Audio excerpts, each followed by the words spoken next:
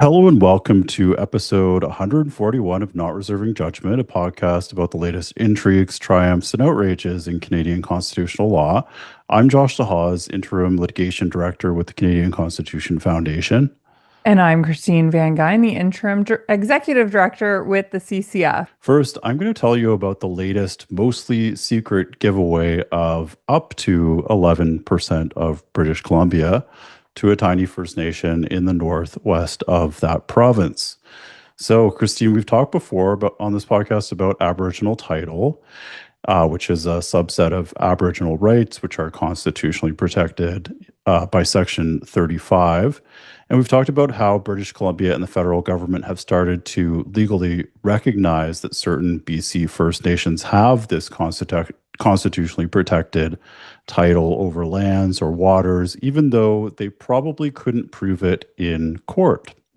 And this includes last year's secret giveaway of title to all of Haida Gwaii, including private properties where thousands of non-Indigenous people live and work. And this includes the recognition we've talked about that the Musqueam hold Aboriginal title within their traditional territory, whatever that means. And the Musqueam claim that that's all of Metro Vancouver. And now we've learned, thanks to a story in Northern Beat, that BC, with the Carney government's support, may be about to recognize Aboriginal title to this huge region that covers 11% of the northwest of the province. But before I get into the details of that, let's just remind ourselves what Aboriginal title is and isn't. So, Aboriginal title is, according to the Supreme Court, a right to the land itself, including exclusive use, occupation, the right to decide how the land is used, the right to benefit from the land economically, etc. And it's sort of the title that Indigenous people would have had before the Crown asserted sovereignty, according to the Supreme Court. It's held collectively by a First Nation and can only be transferred to the Crown, which is what happened when treaties of cession were signed across most of Canada. And it can be infringed on by governments, but they have to justify that infringement. So the test for Aboriginal title was thought until very recently to be pretty strict, and so it couldn't be proved apart from maybe a few remote places in northern BC. And that test is that the Indigenous group sufficiently occupied the land prior to European sovereignty. You know, they weren't just passing through it. That there is continuity between pre-sovereignty occupation and current use, and that the occupation was exclusive at the time of sovereignty. That is, they could keep other First Nations and Europeans out of that territory. And the first ever declaration of this was made back in 2014, so it's a pretty new innovation in the Chilcotin Nation case, where 1,900 acres were recognized by the Supreme Court to a remote part of the Caribou region.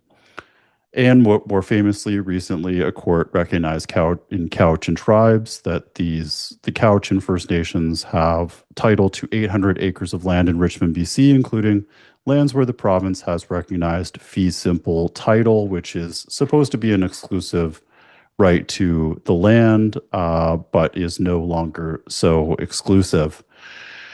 And we just found out, by the way, last week that that case will not be reopened, even though the homeowners affected by that title declaration were not put on notice of the case. Okay, so back to this news in northwestern BC. So this is thanks to a Freedom of Information request by the Public Land Use Society, or PLUS, who do amazing work defending public land. And this report in Northern Beat, which says that BC and Ottawa have agreed to recognize some degree of Aboriginal title by the Tahltan First Nation. And although large parts of the document are redacted and we can't really say for sure, this seems to potentially apply to all 96,000 square kilometers that this tiny First Nation with 600 members on reserve and 2,400 members in other places claims belongs to them.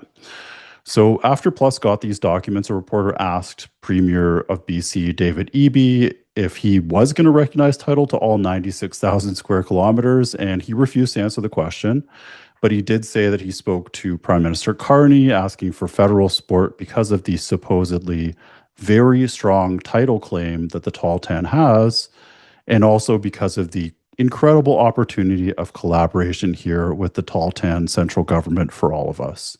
So call me crazy, but I can't see how any First Nation in BC could possibly have a very strong claim to more than a tenth of the province, considering you have to prove sufficiency, occupation, exclusive use, continuity, all of that. No nation in BC was historically big enough to control such a large territory, so it just doesn't make sense.